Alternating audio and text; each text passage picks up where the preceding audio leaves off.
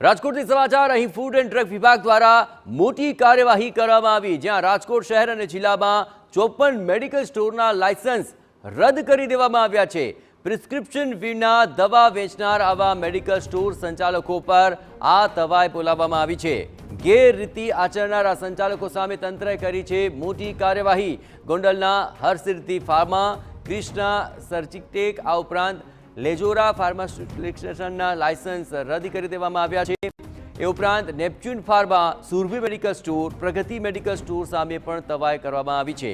નશીલી syrup વેચનાર 2 medical store સંચાલકો સામે પણ કડક પગલાં ભરવામાં આવ્યા છે।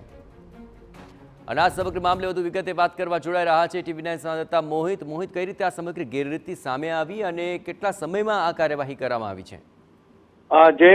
જે રાજકોટ જિલ્લાના ફૂડ એન્ડ ડ્રગ્સ વિભાગ દ્વારા જે રાજકોટ શહેર અને જિલ્લામાં જે મેડિકલ સ્ટોર આવેલા છે તેને લઈને આ જે સરપ્રાઇઝ ચેકિંગ છે તે હાથ ધરવામાં આવ્યું હતું ને આ ચેકિંગમાં કુલ 54 જેટલા મેડિકલ સ્ટોર છે જે રાજકોટ શહેર અને જિલ્લાના તેમના લાયસન્સ છે તે રદ કરવામાં આવ્યા છે।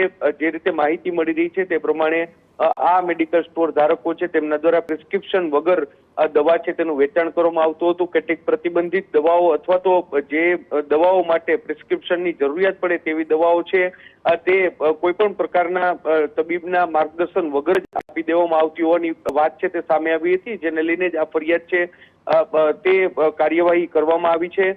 જે 2 જેટલા એવા મેડિકલ સ્ટોર છે કે જ્યાં નશીલા સિરપ છે તેનું વેચાણ થતું હતું, તેને લઈને પણ કડક કાર્યવાહી છે તે કરવામાં આવી છે। ફૂડ એન્ડ ડ્રગ્સ વિભાગની આ કાર્યવાહીના કારણે જરૂરથી જે મેડિકલ સ્ટોર ધારકો છે તેમાં એક ફફડાટ છે તે ફેલાયો છે ને લોકોના આરોગ્ય સાથે ચેડા ન થાય તે માટે આ મહત્વની કાર્યવાહી કરવામાં આવી રહી છે। જી આભાર મોહિત। તમામ ગતિવિધિઓ પર આપ નજર રાખતા રહેજો। તો જે ગેરકાયદે પ્રવૃત્તિઓ થતી હતી તેમાં આ તમામ લોકોની કામગીરી ધ્યાનમાં આવી હતી અને માટે તેમની સામે આ દંડનાત્મક કાર્યવાહી કરાઈ છે।